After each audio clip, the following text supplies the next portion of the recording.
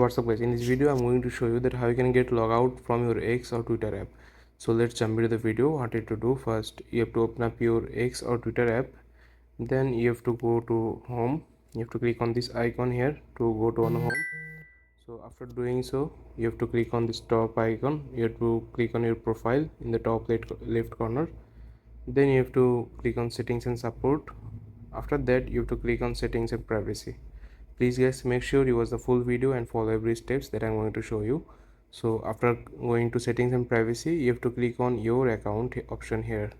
So to get log out, you have to click on account information. After doing so, you can see here is the logout option. So if you want to log out from your account, you have to click on this option. Then you will be reconfirmed. A pop-up will appear and you have to click on OK. Then you will get log out from your X or Twitter app. So this is how you can get log out from your X or Twitter app on your mobile phone. I hope you find this video helpful guys. Please leave a like on this video and subscribe my channel for more video like this. Peace.